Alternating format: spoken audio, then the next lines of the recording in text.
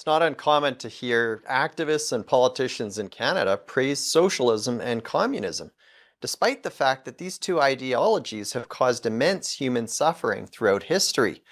Zbigniew Brzezinski, a former national security advisor to US President Jimmy Carter, once estimated that during the 20th century, communism was responsible for the killing upwards of 60 million people worldwide.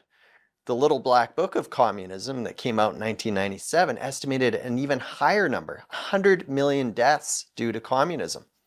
In terms of socialism, if you go on the United Nations website right now, you'll see that 7.7 million Venezuelans have had to flee their country.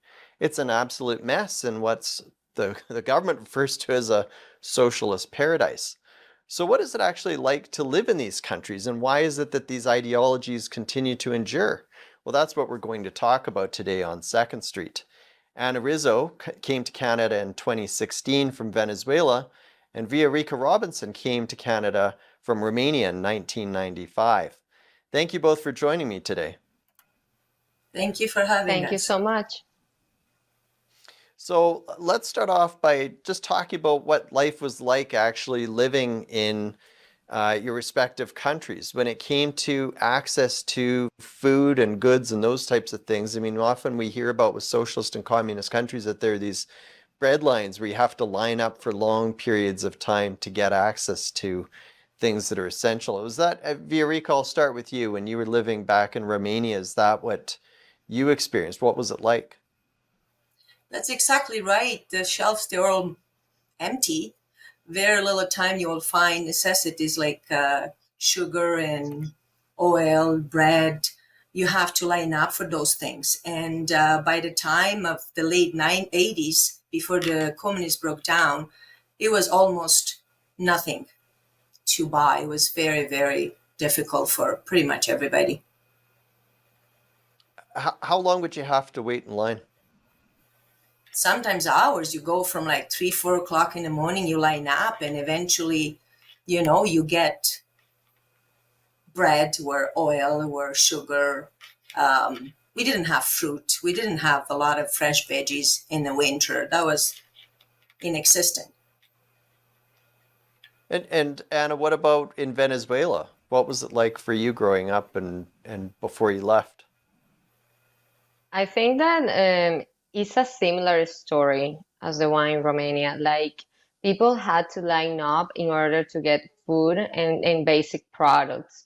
So people could even start doing lines since 3 in the morning, and you will see these lines that lasted for kilometers around the supermarkets.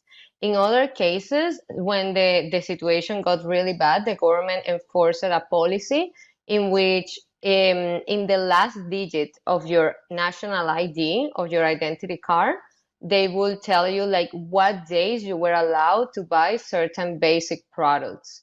And if you go to the supermarket in one of those, like in some another day that is not one of those, they will not let you buy things. And in other circumstances, they will track you by using your fingerprints.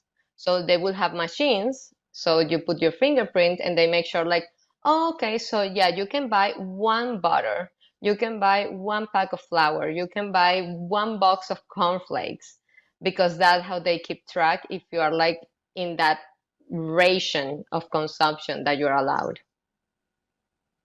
That's a shocking system to think that the state's keeping track of how much your people are buying in terms of cornflakes and that.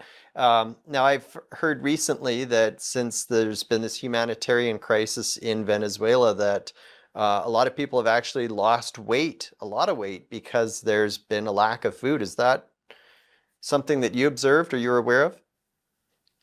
Yes, right now in Venezuela is not as dramatic as it was in 2016 or 2017, but certainly, like in Venezuela, if you don't make money in US dollars, despite being a sanctioned country, the reality is that you're probably going to starve to death. Wow, that's obviously very troubling. It's understandable why so many people are desperately trying to get out of the country. When we come back, we're going to talk more about what it was like for Anna and Viorica to grow up in Venezuela and Romania. Stay tuned.